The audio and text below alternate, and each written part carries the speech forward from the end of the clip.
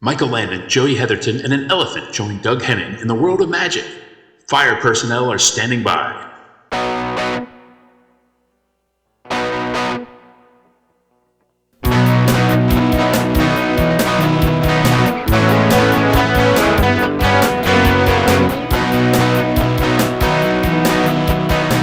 Battle of the Network shows.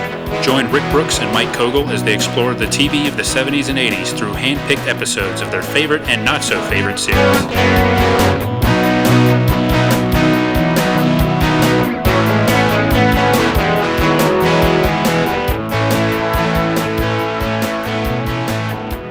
Welcome to Battle of the Network shows. I'm Mike. And I'm Rick. Hello, everyone. And today we're going to conjure, as if from thin air, a new episode of the podcast. Yeah.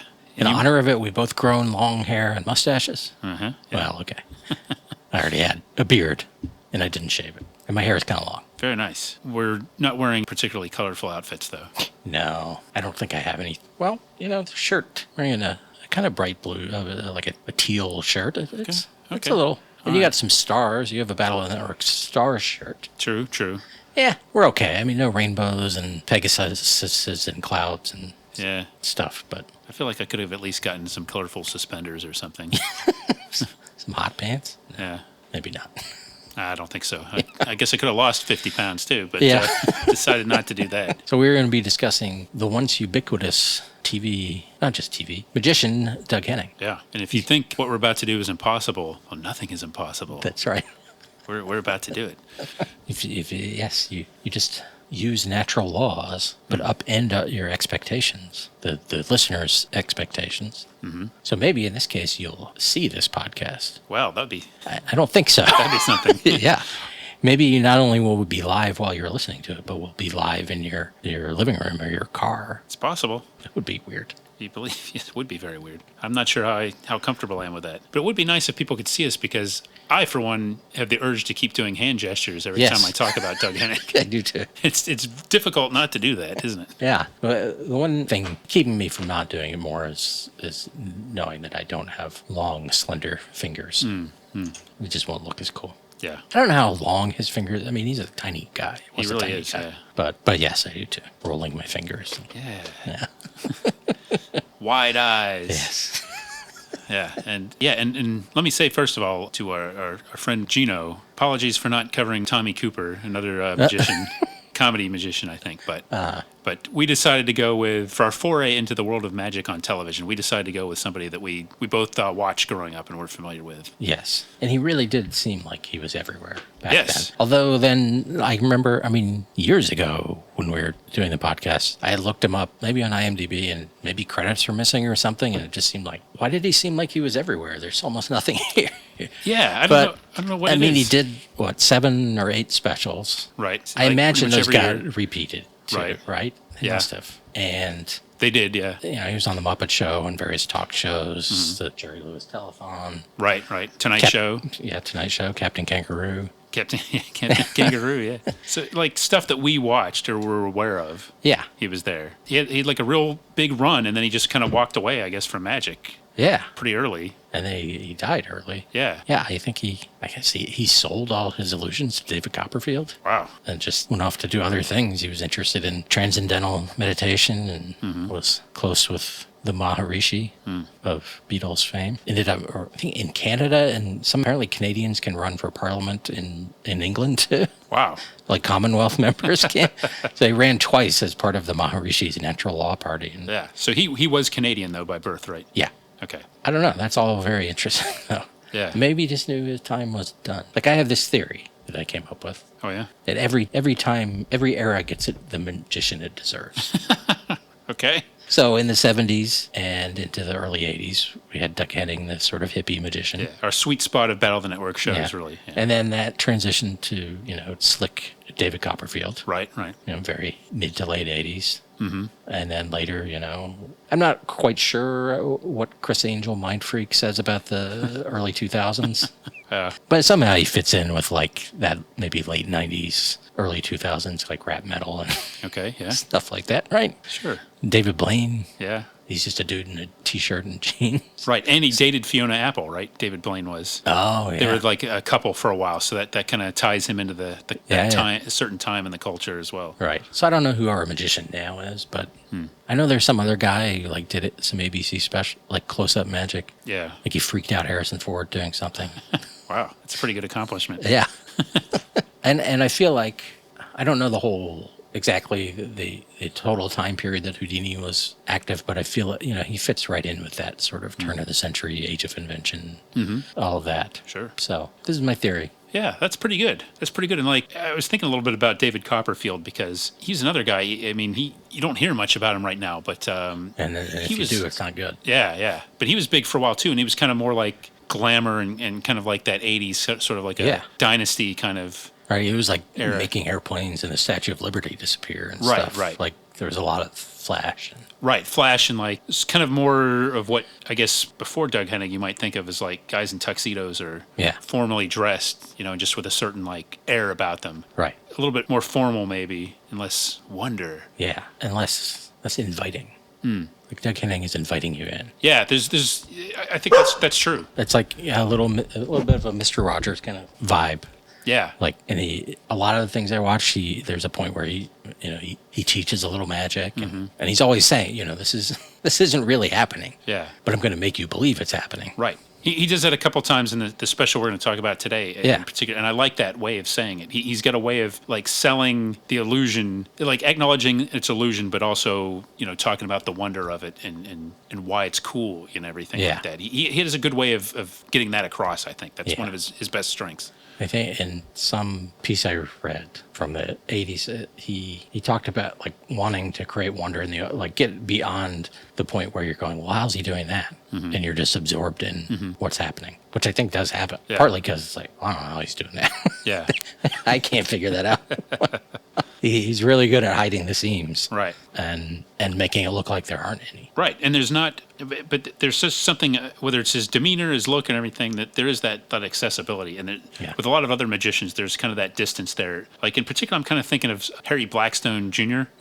I remember when we were talking about Heart to Heart. I remember he was in a Heart to Heart, and he was like playing a villain on Heart to Heart. It was pretty cool. Right. But I mean, he was kind of more that little bit formal and just kind of a more commanding presence and voice and everything. Yeah. Just sort of a contemporary. And I remember seeing him growing up too. But there's just something different, and it was more like. I don't know. He just more tied. These other magicians are more tied to magic, whereas seems like there's something more about Doug Henning, that aura and something like just more of like a somehow, despite being a slight and relatively soft spoken, just somehow being like a larger television personality. Yeah. Maybe he's just one of those people. Although a lot of his success was not on television, still the camera loved him. Yeah. Well, I guess. And the clothes. I mean, he doesn't dress like a normal person. And he doesn't really dress like even a normal hippie. It's like a hippie-ish thing through an entertainment prism. And there's a lot of sparkles and everything. But it's still not a tuxedo. So I found this site called the Doug Henning Project, run by a guy named Neil McNally. And there's a lot there, so I didn't dig too deep. But there were some interesting things. And one was like a short thing after he died of Penn Jillette talking about that aspect of him, like that the like tuxedo thing came from a magician in the late 1800s whose audience was wearing tuxedos, so he wanted to dress like them to make them connect. And then magicians for 100 years or something thought that's what you're supposed to do. And that actually created a distance from the audience. Wow. And Doug Henning, by being, looking more regular and stuff, helped close that distance. And I think I didn't find this article. I saw a little bit of a quote of something else, Penn saying, well, the things I was saying about like negative things about Doug Henning and David Copperfield. So I don't think he was always appreciative of him, but clearly there's a connection there in the way they kind of just wore suits and talked like, and their whole shtick also of kind of revealing portions of what they're doing and then, sort of then using it to create another illusion. Right, right. Yeah, but you were going to say something. And Oh no! Like one thing that Lori mentioned, she was looking around for Doug Henning stuff. I don't know, but she said, "Hey, you could get this," and it was like on eBay. It was like an issue of Abracadabra magazine or something, some magic trade publication. And I said, that's kind of interesting, but I'll bet Doug Henning was on the cover of Dynamite or Bananas at least once. Yeah, And I think that kind of going back to how us being aware of him, right. And I think there's also a little bit of a charm for me to the fact that he was like an NBC magician at a time when NBC was throwing a bunch of stuff to see what sticks. Right. And I like the idea of there being like a regular slot. And I guess it wasn't always around Christmas time, but I think I'm going to pretend it was. Yeah. Because it just seemed like cool to say, NBC's going to put on a Doug Henning special every year around the holidays for the whole family. And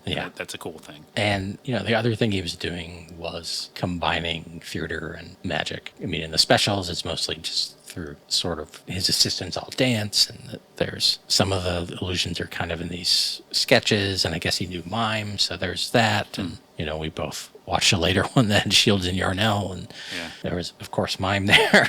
But then the thing that put him on the map was this Broadway show that I think he was in it for 3 years and it ran for 4 years. So someone else replaced him and named Jeff or something, and they changed the character's name to Jeff, but which is pretty cool because then they had to teach Jeff how to do all these illusions. And that started as a different stage show, but and then he had a second one called Merlin, where he played a young Merlin, learning how to become Merlin. But that kind of connects to the other interesting thing to our little podcast is that, so he went to McMaster University at the same time as Ivan Reitman and Martin Short and Eugene Levy and Dave Thomas. And Ivan Reitman produced the Broadway show, or the first one at least, and Martin Short impersonated Doug Henning.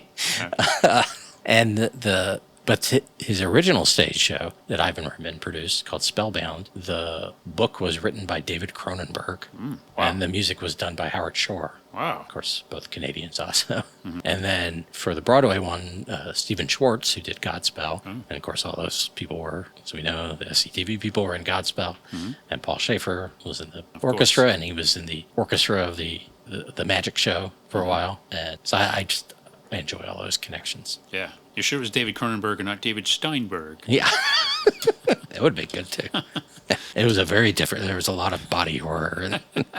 No. I saw a clip of Doug Henning on a Jerry Lewis telethon, and Paul Schaefer was part of his, I think it was around the time. Yeah, I think I saw that clip. Yeah, so it was pretty cool. It's like, hey, Paul Schaefer. But yeah, that is. And I believe he left the Magic Show to go do You're at the Top. Well, I hope he wasn't involved in the dark arts while he was associated with Doug Henning. Oh, I hope not. No. Yeah. So yeah, and I think it's fair to say that Doug Henning really kind of popularized magic on television in a big way. Yeah. I was looking up, there was a guy like Mark Wilson had a show like in the 50s, and in the 60s he did like Land of Alakazam. He had a regular show. And then he did specials throughout the 70s. But I don't think anything on this scale. I mean, I was going to say Mark Wilson is not a very good magician name, but really Doug Henning is not a good magician name either. No, yeah. Houdini, that's a good magician name. Right. Mandrake, that's a good magician name. Right. Satana. Chris Angel, Mind Freak. Is Doug Henning. Something. Mark Wilson, not so much. Did I ever say on the podcast one of my favorite personal experiences with magic? I don't think so. And I was never, unlike Cindy Brady, I was never afraid of magic as a child. But I enjoyed it, enjoyed watching it, never really partaking in it. But I remember one time my friends and I were out at a restaurant, and they had like a guy going around doing table magic, and he just comes up to like, hey, would you gentlemen like to see some magic this evening? And my friend like right away points to another one of my friends, and goes, oh, if you can make him disappear, yeah. To this day, I still remember that. It's one of my favorite funny moments. And I saw Penn and Teller live and loved it. Yeah. But that's one of the funniest experiences I've ever had with magic. Last summer, I was at a friend's birthday party, and her husband hired a mentalist. Ooh. And that was pretty entertaining. Yeah, cool. I could kind of see what he was doing. And I was sitting in a corner. He said, do you want to move maybe so you can have a better view? I'm like, no, I'm fine here. And then I could kind of see what he was doing. But it was some guy who had been, I don't know, in finance or something and quit his job to become a mentalist. Wow. Yeah. Interesting. And it was cool. It did get you like, whoa. Yeah. Okay, how did he do that? I enjoy that stuff, and I don't know about you, but I don't want to know how they're done. Like, not in general. I don't. I mean, if somebody's gonna make the information accessible, I'm not gonna read it, or I don't want to know really. I like having the illusion of it, right, and kind of preserving. So you didn't watch that Fox show where that guy was? I don't think so. No, trying to reveal all the secrets. Yeah, I remember that being a big thing. I was just not that interested. Yeah, someone like an aunt or someone bought me a magic kit for Christmas once. I didn't ever learn how to do anything with it. Yeah, I didn't remember what was in it really. I know there was a rope. It was like a rope inside a rope or something. Yeah, that's about all.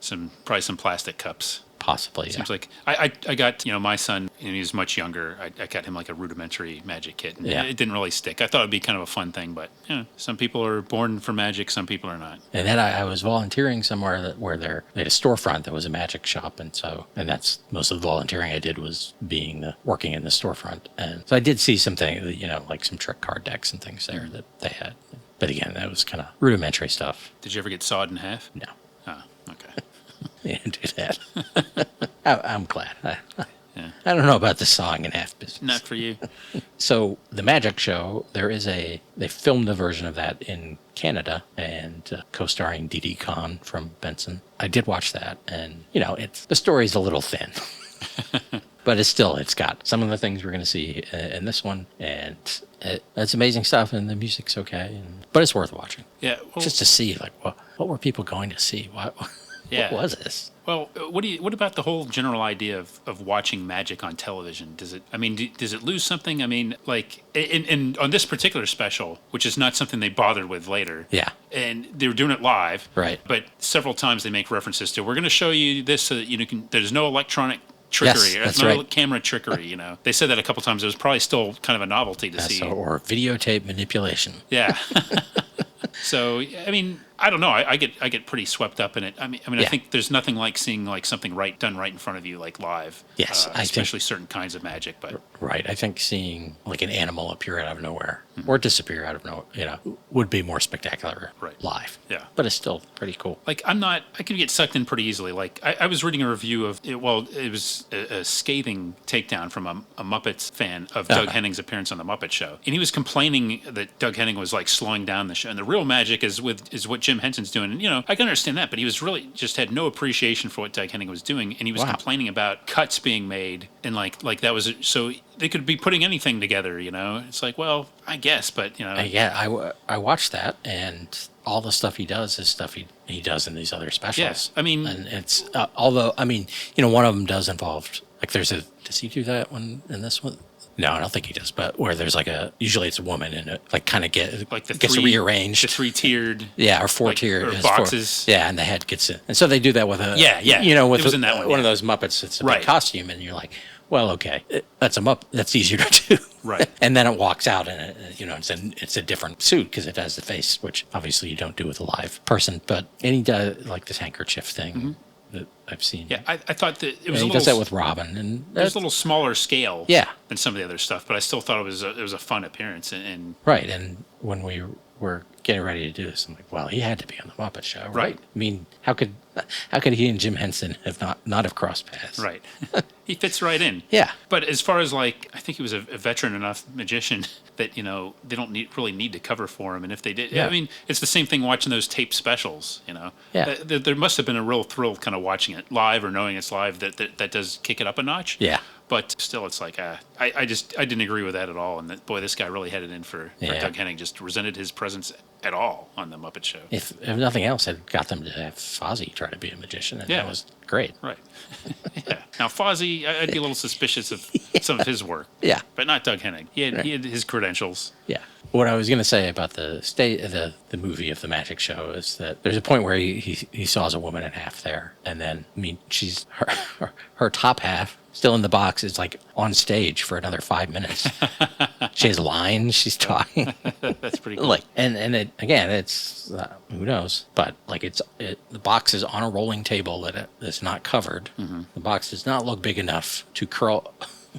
And this woman is kind of statuesque. Uh-huh. So I mean, because we kind of know how that works, the fake legs and whatever. But I'm not 100% sure what was happening there. Well, we saw the Night of a Hundred Stars. That's right, yeah. He was on there with Ricky Schroeder, Maureen Stapleton. That's right. And Florence Henderson and a stage actress. I think primarily a stage actress at the time. I can't remember her name, but doing, the double sawing in half thing. That's right. So, this is not our first exposure to Doug Henning on the podcast, but now we can really dive deep into a Doug Henning special. To the world, Doug Henning. In the world of magic. I mean, it is cool. I mean, there's something, again, it kind of takes me back to like general entertainment, just on television, just being family friendly, but not just family friendly, but just something that maybe everybody in the household can be attracted to. And we'll definitely see that in this show because of like, there's something for the kids, there's something for dad. Something for mom. Yeah, that's right. Yeah. So it really is just that kind of mass entertainment that I don't know if we get that very much anymore. No, I don't think so. And I kind of like it. I kind of like revisiting some of these Doug Henning specials. I do think the one we're going to talk about was the second one. Yeah. From 1976. And it's, granted, okay, it's early, and I mean, he's pulling off some of his biggest stunts, but it's far superior to the ones later. I think there's a progression now. The one that you pointed out had like a 1.8 score on IMDb. Something like that. I don't see why it was that low, but it was a little bit more. And who was in that one?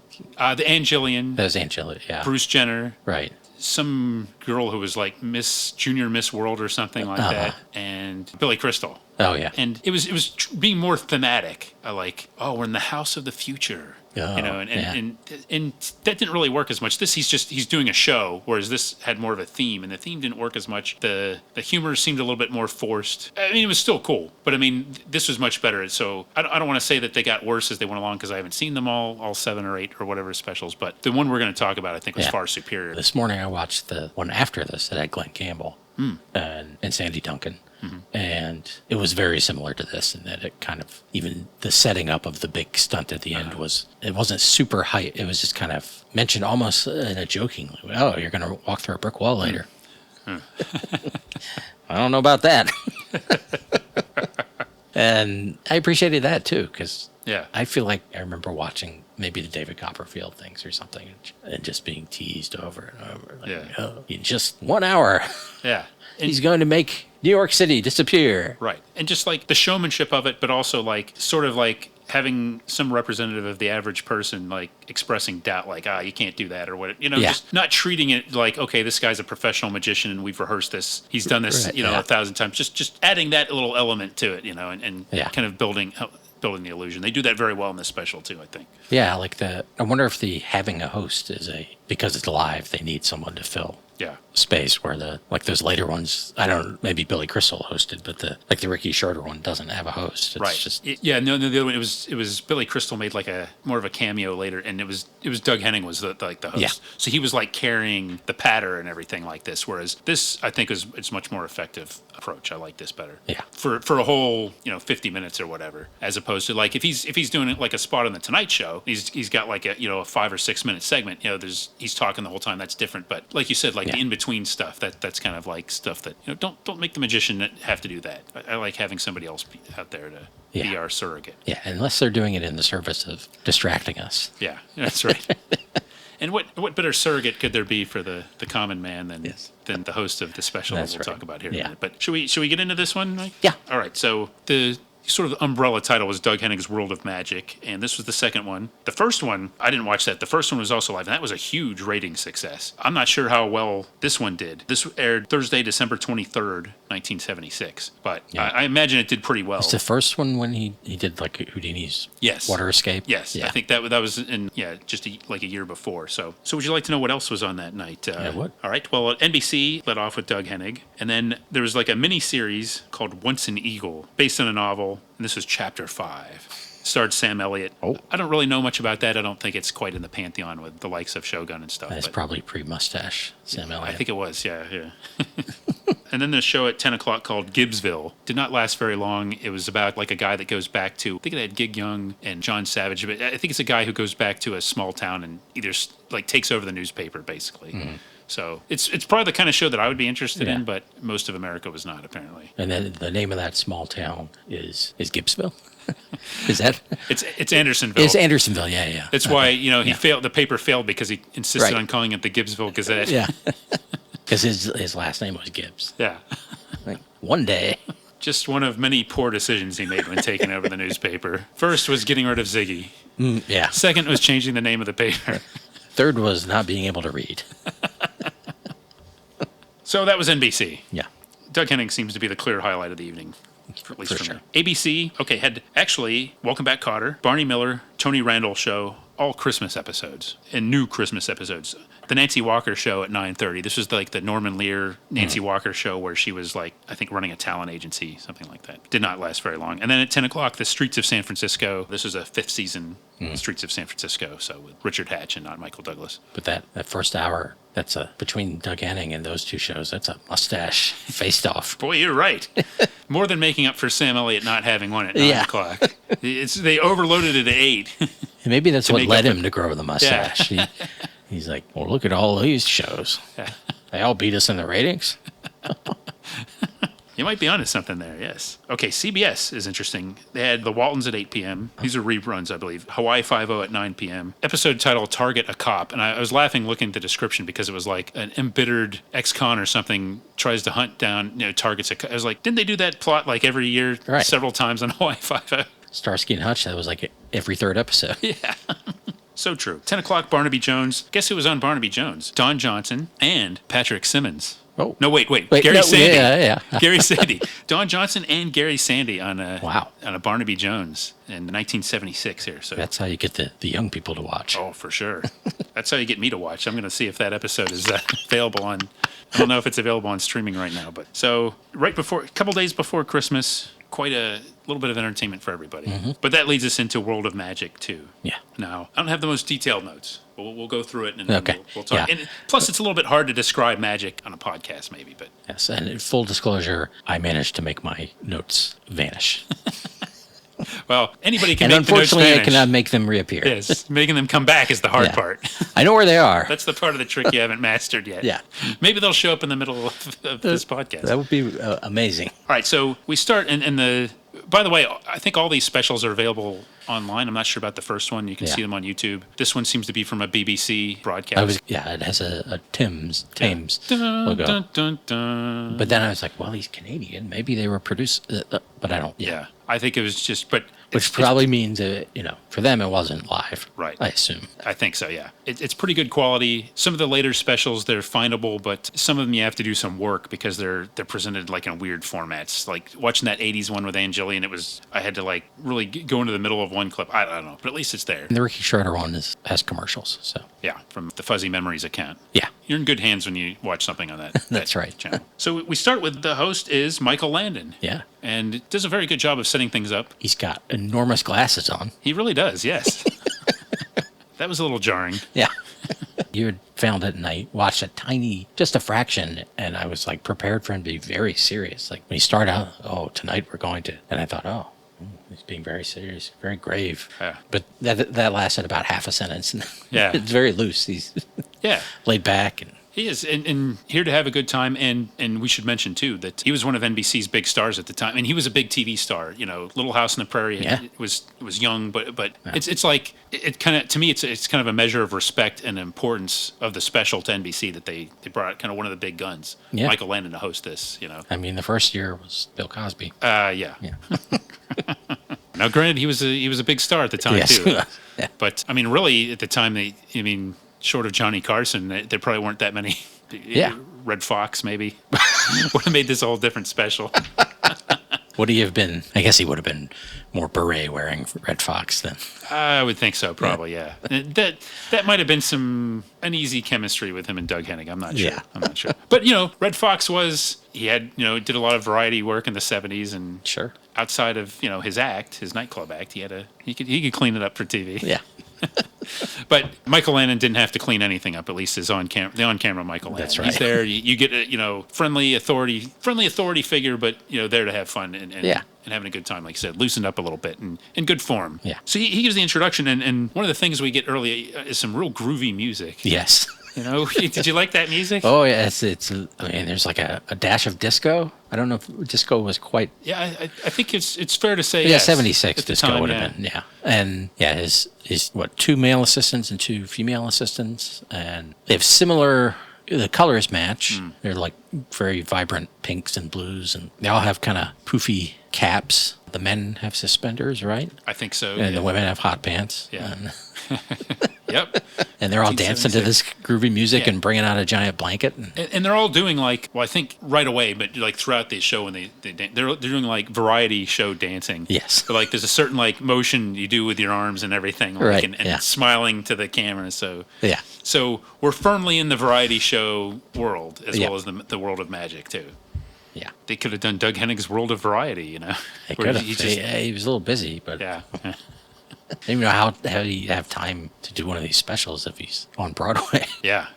Well, they must have made it worth his while. Yeah. I'll say that based on how well I mean, I don't. I'll look it up, but one of the numbers I saw in the first was just like unbelievable. Like just made it like a huge deal. The first one. I'll have to look up and see how this one did if I could find it. So the first illusion is Doug Henning comes out basically on an elephant. Right. I don't know why I started to say basically. I mean, there's not much more to it. What more do you need? He's on an elephant. The essence of it is that Doug Henning is riding an elephant. Yeah. And which is kind of cool in and of itself, right? Sure, yeah. Michael Landon's impressed. Mm-hmm.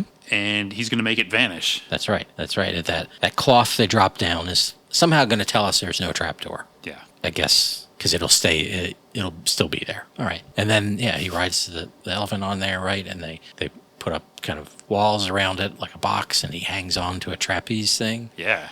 And then I think he does a count or something, and the walls fall down, and the elephant's gone. The elephant's gone, yeah. You know, and when you say trapdoor, I just like that because every time I think of a trapdoor, I think of like an instant trapdoor. Yeah. You think of like an elephant like just plummeting down to the ground below. Ignore that sound. You just. I mean, I guess that's just something but don't you think of like when you think of a trapdoor, you don't think of like some gradual, lowering. You just think of somebody like instantly falling as if literally trapped. Yeah. But not the case here as far as we can tell. But so it's cool. An elephant's gone. It is. And Michael Landon is going to be obsessed with that for the rest of the episode. Yeah. I like it. And he's going to be needling him like in a way. Like, okay, let's see you bring back what happened to the elephant. But so first we get the credits. I just want to point out Buzz Cohen. Yes. I have some trivia about that later. Okay, great. Well, wait, I just wanted to point that out because it looks like I think he produced and or co-wrote like all of this that I've watched. Yeah. So that name keeps showing up. But apparently he was a big variety writer. That's not the trivia I have. An old hand, a real showbiz pro. Yes. And apparently partnered with Doug Henning quite closely. Although, did you catch the credit? It was like special, I think it was at the beginning, not just conceived by Doug Henning. Yes. I like that credit. That's very cool. That is good, yeah. So that's pretty much all I had on the credits. But I guess next is the flaming. There's an early it's fire a trick thing. with fire. Yeah. The flaming miracle is later. I apologize. Yes, that's the they're teasing the flaming miracle. Yes. But he's going to be exploring, I believe, 3 elements, 3 of the 4: fire, water, and air. Yes, fire, water, air. Yes. Yeah. And here's where I noted the first reference: no electronic camera tricks. That's right, or videotape manipulation. Yes, I'm glad he said that. Yeah. And so we get actual fire. Yeah. It's kind of cool. It's like a flaming sign. He pulls out like a flaming dish. Yeah. He being Doug Henning, Michael Landon. That's right. Yeah, out of his cape, right? Yeah. Multiple. Yeah. Flaming dishes out of his cape.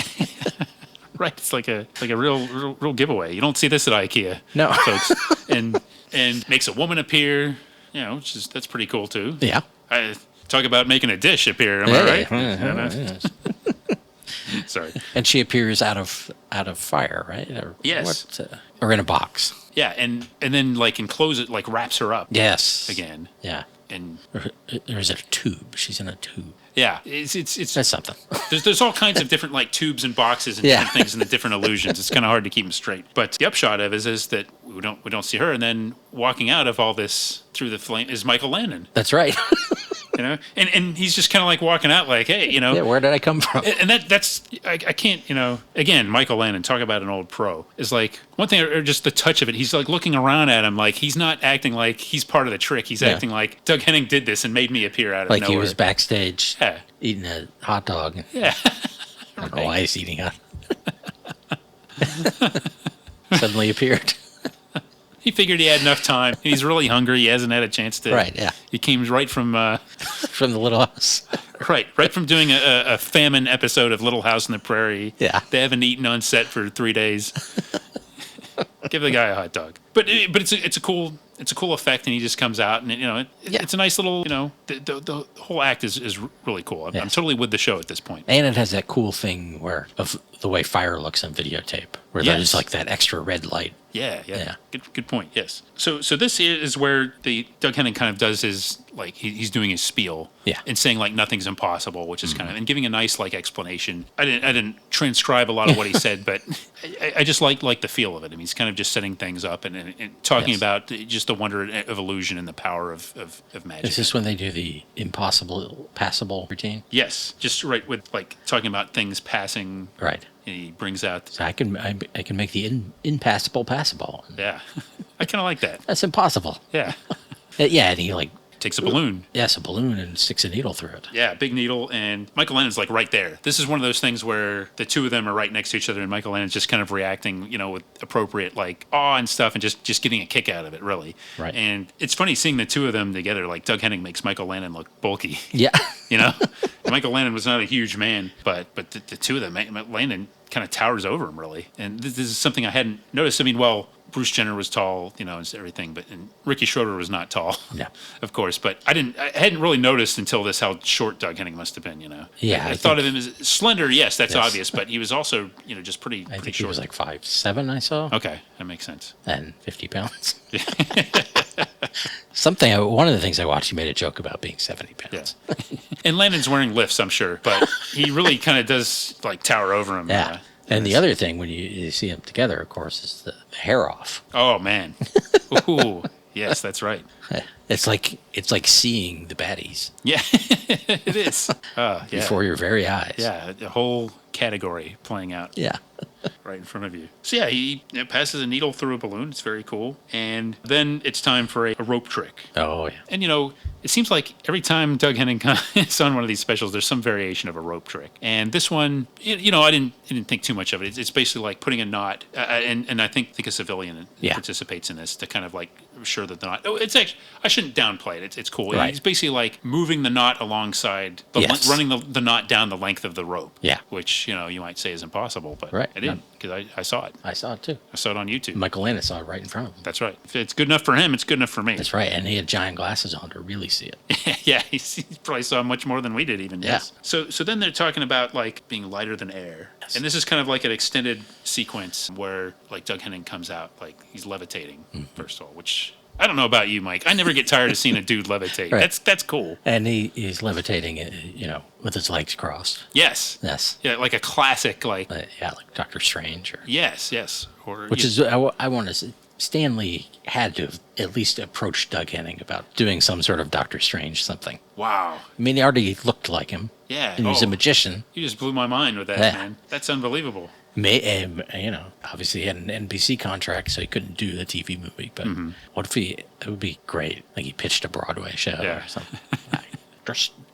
Yeah. The Sorcerer Supreme. Not to disparage the work of the great Peter something or other, who played Doctor Strange in the TV movie that we talked about several seasons ago. But wow, that would have been cool. Okay, somebody needs to put together one of these AI things with Doug Henning as Doctor Strange, if they had done the Avengers in 1976. Right, yeah.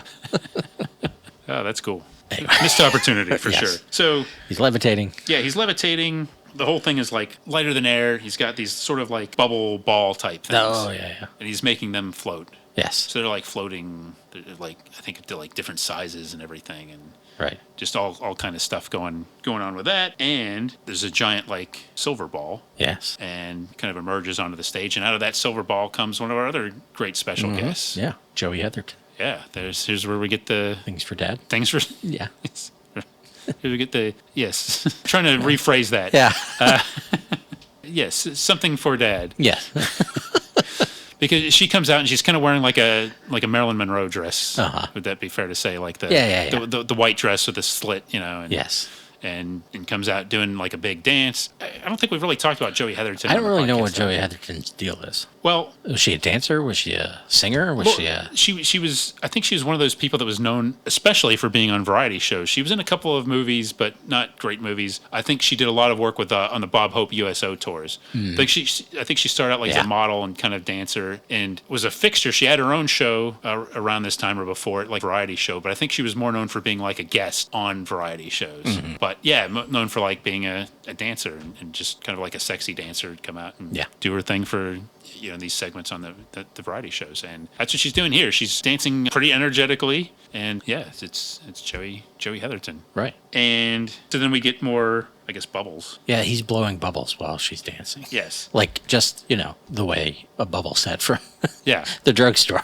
Right. But then he does something with it. He turns one of them into something. Like it ends up becoming an egg somehow. Yeah, I wasn't quite sure with the transition there. Yeah, but we do get the egg, and he's I guess Joey Heatherton comes over by Joey Heatherton, and he's like doing a thing where he's breaking the egg. He's theatrically breaking an egg. Yes, into a martini glass. Yes, and gold dust, magic gold dust pours out of it. Yeah, maybe making a giant omelet from gold dust, and this is actually it's cool. I like this. Yeah. And it's straightforward. It's shot in a straightforward way. You can kind of see it in front of you. And well done. This is kind of a cool thing. Yeah, and I think... And then she has some banter with Landon, right? Yes. Yeah, so Doug Henning kind of goes back off. And they're kind of talking about... I think they're talking about the finale and exchanging... Yeah, like you said, it's just some banter about magic. And I think this is where she tells him... She kind of says that there's an easy way that she can disappear or something. Mm-hmm. She has him close his eyes and count to 10. And she walks off. Yeah. He does it and kind of like, with a twinkle in his eye, looks around, hey, where'd she go? Yeah. This is a good bit. The good thing about this is it's short. It's a nice transition, and it gives them time to set up because remember, again, this is live television. Yes. So whatever they've got to do to set up the next things, they're doing that while Michael Landon and Joey Heatherton are doing this. Yeah. So vital part of the show, really. Okay, so next up is another fixture of magic presentations: the silver rings. The mystery of the silver rings. This is where the trivia. Okay. So the girl he pulls from the audience is named Genji, and she's the daughter of Buzz Cohen and future writer of Orange is the New Black and Weeds. Wow. Now, he said, oh, what's your name? She says, Genji. I'm like, oh, that's a weird name. And then I was thinking, like, wait, is it the writer's last? I think so. I had to look, stop and look her up, and like, yeah, that's her dad. And wow. I mean, if it's not her, no, it'd be pretty weird. Yeah. Here's what's funny. I totally missed it because I was writing down the name and trying to write down. I'm like, I don't know. It's an odd name. But I knew that Buzz Cohen was. Well, I knew when I looked it up that it's her. But I didn't even make the connection. Yeah. Despite having like the unusual name, I just didn't catch that. So one could really say she's a ringer. Yes, very nice. Buzz Cohen wrote that for me. Yes. Yeah. But she genuinely seems both a little bashful and surprised by some of what's going on with the rings. Yeah. Which is just the stuff you see with the rings. Yeah. Just making done them better than most. Merging them, demerging them. Yeah. And involving her in a cool way. There's a certain charm to this, too, when you say. Especially because they're kind of big rings. Yeah. And really she's, a little girl, I don't know, like 6 or something. Yeah. She's trying to handle a couple of these rings, and it really doesn't work. Right. I mean, besides the fact that that's hard to do if you don't know what you're doing. Yeah. It's just too big for her. He talks her through it well. He prompts her a couple times. I think I don't know but at one point, maybe he had better luck with mine and like kind of hands her the ones he's been working on and but it's very smooth, but like the charm of it. And, in a way, isn't it kind of good that, a 6-year-old might have troubles, yes. doing the same thing that he's doing. Yeah. You don't want to make it too easy. Yeah. And I do like that he does these smaller things. Because that's part of the history of magic, but also it's part of the relatable thing. When you're making an elephant disappear, you're not really addressing the audience. Yeah. Too much. Or if you are, you're shouting from the top of the elephant. Right. Yeah. So this allows the camera to move in and him to relate to a non-celebrity, and it's nice. Yeah, and I don't think of David Copperfield when I think of David Copperfield, I think of like the ridiculously and topping yourself and stuff, not like more intimate moments of magic like this. Which I feel like we're slagging off David Copperfield a lot, but I don't care. Well, no, I feel like again, like Doug Henning's thing seems to be more about creating wonder in the audience than his ego. Than like, hey, look at me, look at the spectacular thing I did. Whereas David Copperfield and maybe some of these other people, it seems more like, ooh, look at me. Yeah. It's hard to avoid that conclusion, isn't it? And another thing, too, is like, and Doug Henning, learned under other magicians and everything. And it seems like magic is like a community, and there's the whole nature of like learning it from the masters and having respect for that profession. And this, I could be way off base here. But the part of David Copperfield, I think, has this legendary collection of famous illusions and memorabilia. And to me, I always got the impression it seemed like it was more like, again, like sort of the ego of having the most of it and getting it rather than like paying respect to it. Like, I don't know if he's displaying it for people or if he just likes having it so that he can have it. I don't know. Maybe I'm doing him a disservice, but I don't know. Yeah. Whereas Doug Henning, just has like you said, it's like more that, I don't want to say it's more sincere. I don't know. But I feel like it is. It certainly comes off as... Without saying what David Copperfield's doing, I can say that Doug Henning certainly seems sincere in everything he does. If there's one thing I'm going to say about him, it's that. Like, one of those interviews I read, it was him and his second wife who he met at the Maharishi's University in Iowa. And so they both believed in that stuff. And she said something like, we really do believe one day we'll be flying over Central Park, like for real. And I think they really just believed in it all. Yeah. Like he believed in possibly the power of magic, this kind of magic, to do something magical for your spirit. Yeah. I mean, maybe to his detriment. I mean, he died young of something that maybe, I don't know. And maybe he wasn't getting treated. Right. Yeah. But, yeah, and so speaking of, magicians in the past, next he starts talking about Harry Houdini. Yeah. One of his idols, of course, the immortal Harry Houdini, and kind of a setup for Metamorphosis, which is... Metamorphosis! Yes, which is something that, one of, a staple of all magic, but it seems to be like the consensus seems to be, and hard to refute this when you watch him every time he does it. Yeah. Nobody did it faster than Doug Henning. Right. Am I right? I mean, it's lightning fast. And this one has a twist. Well, as an extra person. Yes, it does. Yes, that's right. Yeah, because it seems like I've seen him do this like 3 or 4 times just this week. But right, yeah. So like it's sort of like a changing thing where you get lovely assistant, sort of like handcuffer, shove her in a box, bind her, basically put her in, and I get.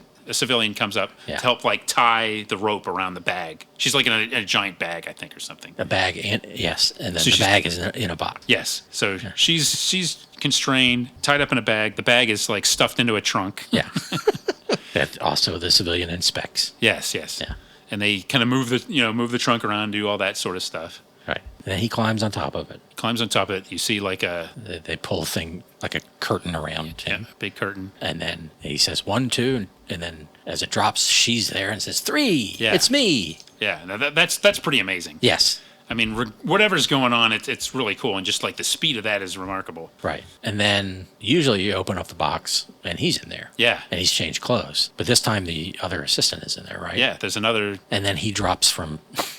from the rafters. Right, he drops down from the rafters, and again wearing a different outfit. Yeah, but yeah, you're right. Like that's a nice wrinkle on it, the extra person, and yeah, just very cool. And this is like another one that's just funny. Like the speed of this, like I think usually like, and that might be even part of the stagecraft is usually there's more build up to it, there's more patter, but he just like kind of plows through it. Yeah, and then just does it quick, and there's I'm not denigrating it, but there's not really that attempt to like heighten the drama. It's just kind of more like business like they're doing it and getting through it, and there's not like some people would do those kind of things and they'll like make asides to the audience while they're tying people up and showing things, but they just go through it, and man, it's fast, and which is kind of cool because they could stretch a lesser act might have to stretch that out for like 20 minutes. That could very well be the main event of a lot of like magic shows. Yeah. In the magic show, he does this. He makes the elephant disappear. I mean, he's doing and another one of these later, one of the bigger ones, and that's, I guess, people are getting bang for their buck on Broadway. Yeah. Which probably wasn't too expensive back then. Right. Yeah, so, this is very cool. So next out, he talks with Michael Landon again, do a little bit, and Landon's like kind of talking about the elephant again. He keeps bringing it up, and Doug Henning's kind of like laughing, you keep bringing that up, and Michael Landon wants to see that elephant. Yeah. Again, he doesn't expect to see really. Yes. He doesn't expect. He's kind of challenging him. Like he doesn't think he can do it. He just likes elephants. And now I just thought they should have found a way for Doug Henning to play a magician on Little House. Yeah. Oh yeah, like a traveling musician. Which I think they did do that. I remember seeing an I'm episode. Sure they did. But it wasn't Doug Henning. No. It was a more like Carney type magician. Yeah. That would have been great. You know what else would have been great? They should have found a way to put an elephant on Little House on the Prairie. Like, Half Pint adopts an elephant and eats their entire crop. Yeah. Ma, I'm so proud of this alfalfa crop. No one else has grown alfalfa. Yeah. And they wake up the next morning. Right. Oh, here's the thing. It would be even more horrible is he'd admonish, Half Pint, make sure you chain Tiny to his area so he doesn't get through to the alfalfa crop. Yeah. I will, Pa.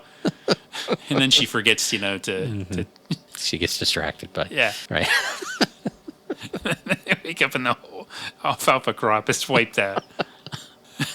And then Mr. Edwards is like, yeah, you got plenty of fertilizer. Yes. Well, Netflix. Yeah. You're doing this reboot. Contact us. We'll be happy to write this episode. Plenty of ideas. All right, so next up is a real treat here, and we see the great Ricky Jay. Yeah. Much younger Ricky Jay than I'm used to seeing him, frankly. Yes. And isn't it cool that, Doug Henning brings out, another magician? I don't know if this is common, but kind of giving him the rub. And, and really one, I mean, who has a totally different tone. Yeah. I mean, he's even... young, there's this edge to him. There's the edge and the self-awareness. Yeah. And the acknowledgement that he's doing an act and everything, but just the way he's interacting with the audience is totally different, and I love it. It's a really nice break from everything else here. Yeah, he's doing all sorts of card tricks and flinging cards around, and he's and he's just nonstop patter. Yeah, he's doing cards. He's showing cards as weapons. He's throwing them distance, into the audience or whatever, and then he's said he had just earned a Guinness Book of World Records. For card throwing. That was one of his big things. I mean, he was really a master at this. Yeah, I mean, it's just incredible, really is. But so he's doing an act he calls the Four Queens. Yeah. And he's doing it different ways, which is a really nice gimmick, right? I mean, just the spin he's kind of putting on it. But I don't want to say a basic, it's a card trick, a familiar card trick that he enlivens by presenting it different ways. Right. Yeah, and the sort of end of it, he's not just performing in different ways, but taking on. He's like, now I'm going to do I forget what an aristocratic magician from the 100 years ago. Here's how it would have been done. He does it the European. He jokes about doing it a European way, and then and then he's that's using all this sort of highfalutin language about the queens not wanting to associate with the peasants and stuff. And the gist of it is somehow these four queen cards end up all in the same. They all end up together. Right. Away from the commoners, these sixes of spades and whatnot. Right, yeah. Yeah, it's very cool and it's incredibly entertaining. Yes. I just find myself thinking, boy, I would have loved to have seen a whole show of this guy, which he had I think it was Ricky Jay and his 52 assistants. Right. It was his famous oh man, that must have been incredible. Yeah. I mean, to and see him even in person. He's talking to Michael Landon, kind of bumping shoulders with it. He also seems genuinely excited to be there. Yeah. He keeps talking, it's the luckiest night of my life. Yeah. I don't know if that's part of the patter or just he knows it's a big break. It's hard to tell because it's Ricky Jay. And, right. And Ricky Jay became associated with David Mamet. Yeah. And doing just playing, being a regular in a bunch of David Mamet kind of makes you raise your eyebrows, with some of this magic and stagecraft and who knows what's. Yes. But I agree. He came off. It was really cool to see him. I guess he was probably 30 at this time or something. Right. Yeah. And again, good on Doug Henning for giving him this spot. I really don't know how well known he was at this time, but it must have been one of his first. I'm guessing it's one of his first television performances. So. Yeah.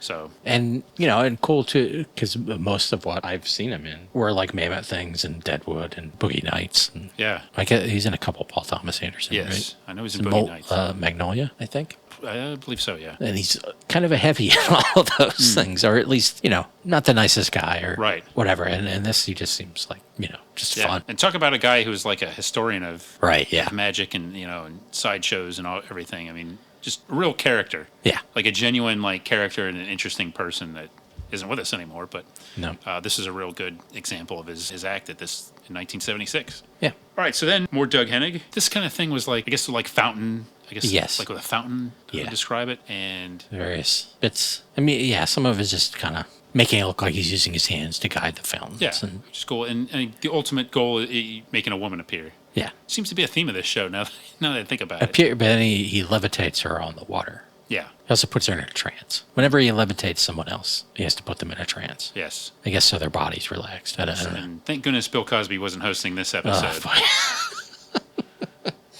I probably shouldn't have gone there. Yeah. But yeah, and this is one he does in the magic show too, and it's pretty neat. yeah, and I do think there's kind of an ebb and flow to this, like as far as the pacing. This is not quite as spectacular as what Doug Henning did before it, maybe, but it's a build up to like the main event, which is coming too. Yeah, and it has like pretty music playing. And it's a little dreamy. Yeah, yes. That's a good point. It's a little bit of a contrast from like the disco and the energy and people jumping around in some of the other routines. Yeah. So it's a nice little segment. And then Michael Landon comes out, and we get to see the great Landoni, as he sort of jokingly refers to himself, and he's doing some like magic with the napkin. Oh right, he shows the basics of the you tear up a napkin. And yeah, you have a solid napkin hidden in the palm of your hand, and you tear up a napkin, and then you kind of replace them, and makes it look like it comes together. Yeah, and then Doug comes out and shows them all up. Yeah, he does kind of upstate. And Michael Landon even gives kind of a like, just like I can't beat this guy, kind of look, but. Which on the Captain Kangaroo, so the YouTube clip I watched of that only had the Doug Henning parts, but he does kind of the same. He teaches Captain Kangaroo how to do that, but while he's teaching, he seems to assemble one back together without doing the sleight of hand. Yeah, I got to watch that Captain Kangaroo. Oh yeah, that sounds interesting. It brought back a lot of memories. And made me realize that, of course, we got to do that on the show at some point. Captain Kangaroo. If we can find episodes. Yeah, it seemed like there were different eras of that show. Yeah. Like there was like the late CBS era and kind of like the real heyday. He was on PBS for a while, the real early days. Yeah, that would be an interesting choice someday. All right, well, I think we're ready for the main event. Yeah. The finale, the Flaming Miracle, which I referenced earlier. And they built this up throughout the show, too, talked about it. And fire, I forget the term they use, but emergency and fire people are on hand. Oh, yes. In case something goes wrong. That's an awesome disclaimer. Yeah. I love that sort of thing. That is great, yes. I kind of wish they had shown them. Yeah, they should have. Yeah. Just standing by with, professional but, somber faces, ready to do their job if need be. That's right. We certainly hope they don't need to, but, yeah. For insurance purposes, they have to have somebody there. Yeah. And, so I'm not exactly sure how to describe this, but there's all kinds of things going on. There's like flames. There's like a flammable cylinder. Right. Like Michael Douglas. Michael Douglas was sitting at home watching Streets of San Francisco with Richard Hatch, of course, at this time. That's what he was up to. Yeah, he's going to get Doug Henning is getting in this tube or cylinder, but it's made out of inflammable paper, not to be confused with flammable paper. Yes. Okay. Even though they're the exact same thing. Yeah. and they're going to set that on fire. And they talk about how hot this fire. Yeah. It's like torches, right? The assistants have torches. Pretty much, yeah. And then I forget the number, but he gives it like specific 1,500 degrees Fahrenheit or something. I think that's what it was. Yeah, 1,500 degrees Fahrenheit. And he talks about what it could do to other like metal or something. Yeah. So they get like this kind of spectacle of flames, and I guess at some point, I mean, they light that on fire. And he's not there. That's right, which is fortunate. Yeah. And then they lighting this like a cage. Yeah. I guess like a person-sized cage. Yeah. And then they light, so that's on fire too. Yeah. And I guess they bring that over. I guess they sort of swap out the cage for the cylinder. I think so, or they just walk over it. I don't know. Yeah. The gist of it being Doug Henning appears in that box, right? Yeah. Yeah. So it's like a switch of some kind. Yeah. So he's emerged. I mean, he's in a different outfit again. Yeah, that's right. This is the kind of thing that's really hard to describe just because it's like the visual of like the fire and everything. But it's essentially him escaping. He's teleporting. Yes. And this is a Houdini illusion too. Yeah. So he escapes one container of flames and emerges from another. Yes. Which, hey, that's good. Yeah. And we're almost done. Yeah, okay, he's not quite done. There's one lingering loose end. Yeah. Where's that elephant? I don't know. Where is it? I don't know where it is. Yeah. Hopefully it was well cared for. Right. For the previous 45 minutes. Yeah. But he does have a handler. The elephant does have a handler. Yeah, they bring back the cloth, right? And they set up the box, and he gets on the trapeze again, and the box falls off, and there it is. He's on the elephant. Yeah. Good job. Good job by the elephant. Yeah. Pretty amazing. Yeah, I mean, guys making an elephant appear and disappear, and that's pretty cool. I mean, I don't want to diminish that. No. And, Michael Landon clearly didn't want to. He was preoccupied with it throughout the entire show. Yeah. And Doug Henning did it, though. He delivered. He made good, and the elephant is safe and sound. That's another thing they could have done. If it had been a longer special, they could have shown Michael Landon backstage wandering around looking for the elephant. Yeah, and I would have had him like just looking like ridiculous, like open a cabinet, like and just look inside like a pantry door, like, hey, no, not in here, just like you could have gags sometimes, like some other thing. Not going to open a like dressing. Joey Heatherton. Joey Heatherton would be like in scantily clad. Right. Like, oh, I beg your pardon. Cameos like Melissa Gilbert. Yeah. Gotta find that elephant. Well, this was that's the end of the special. Yeah. Go out on a high note. Doug Henning's World of Magic 2, and very entertaining. It was a broadcast an hour-long time slot. Yeah, we watched a version without commercials, but very cool. Yeah. And there's one that I guess is I don't know if it's technically a World of Magic. It's like Doug Henning on Broadway or something like that. It has a bunch like Tony Randall and a bunch of other people. Yeah. I started to watch. I didn't get past the intro, but just time. But and that's from the early '80s too. I don't know. It starts with him riding a motorcycle up to the Ed Sullivan Theater. That's pretty cool. Yeah. Yeah. So that I wonder if that's more variety kind of thing because it does seem like it had a bunch of Broadway type guests. Right. No, Ethel Merman. No. Oh. Don't get my hopes up. Yeah. I wonder if Bob Hope and Doug Hennig interacted much. I feel like he must have been on a Bob Hope special. Yeah. I mean, a couple of NBC stars doing specials. Exactly. Had to have crossed paths at some point. Yeah. Be an interesting combination. Or George Burns. Yeah? I would have enjoyed that. Yeah. What a... He did a Christmas thing with the Osmonds, right? Oh, yeah. Yeah, I think he did. I was going to say, though, and one thing I think I'd said to you earlier this week is, some of it's kind of like, it's not as outlandish, but this whole thing, I think we should emphasize just how really, like, kind of in a good way, but just how weird a personality Doug Hennig was at the time. I think nowadays, it's almost like 50 years later, and it's a little bit easier to take it in stride and like, oh, that was the 70s and everything. But even in the 70s, Doug Hennig stood out as a personality and just like his look and everything, his demeanor. It was not something that was like routine at all. It was like that's why he stood out, because he was so unique and just such kind of and again, I'm using this in a good word. He's just good way. He was just such a weird performer. Yeah, and yet you see all these audience shots, which is cool too, because I don't think of maybe David Copperfield as having a lot of audience shots. And No. And it's, at least this one is clearly in just like a regular kind of TV studio, not huge. And a lot of the people are kind of old. Yeah. Or 70s old, so probably our age. But, maybe 10 years before would have been like, long hair. Who's this crazy hippie? Yeah. And now, he's so delightful that they don't care. Yeah. And I do think this particular special, there's that energy just being live, showing more that it like again kind of going back to that later 80s one, there's just something more, I don't know, just more artificial about it, or just the whole thing is more like, it just feels more stage bound. Yeah. Even though this is like a stage act basically, there's just something more open about it and more vital, and maybe there's some diminishing returns as the series went on, but it's still worth watching. And I've enjoyed like kind of going down this road and watching like Muppet Show and seeing him on Johnny Carson, and even doing some of the same illusions like kind of the same way. It just there's just something really interesting about it, and seeing him interact with other people and celebrities. Just what like a cool personality, and somebody that I don't know if people still remember him. He was in commercials too. Yeah. I feel like he's totally forgotten. Yeah. Like there should be a documentary about it. There should be something. I think there were Kickstarters. Yeah. I saw listed on that website I mentioned, but I don't know. Seems like it's an interesting story there, and him going into like kind of politics and meditation and everything, and the spirituality would. Yeah. What was his life like in the 70s? And it just, I mean, because another thing that's kind of that wasn't like an everyday thing to have like a huge Broadway star a practitioner of magic, like being a big Broadway star. There were I don't think tons of those that was back at the time.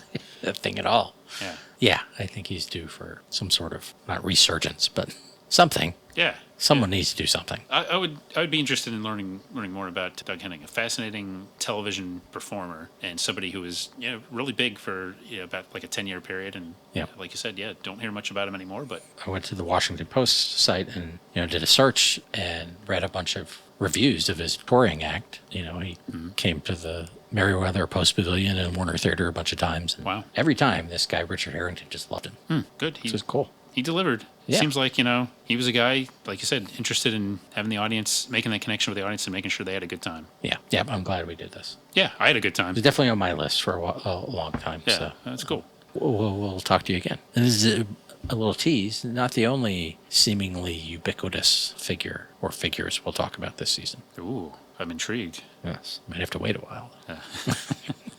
It'll be worth waiting for, I'm sure. That's right. We'll build it up. We'll build it up over the course of the season. That's right. And if you want to talk to us about magic, you can email us at mailbag@battleofthenetworkshows.com. You can come join our Facebook group if you're not there already. Or you can just, I don't know, shout to the heavens and hope we hear it. Yeah. This episode brought to you by Doug Henning's Magic Mustache Mousse, making the impossible possible. This episode also brought to you by Metamorphosis. This episode also brought to you by Backstage Hot Dogs, the perfect snack for waiting for your cue.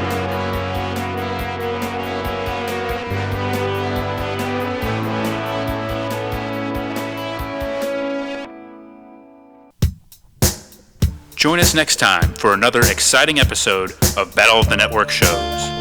Learn more, leave feedback, and suggest future episodes at battleofthenetworkshows.com. Follow us on Twitter at BatNetShows, and like our Facebook page, facebook.com/Battle of the Network Shows.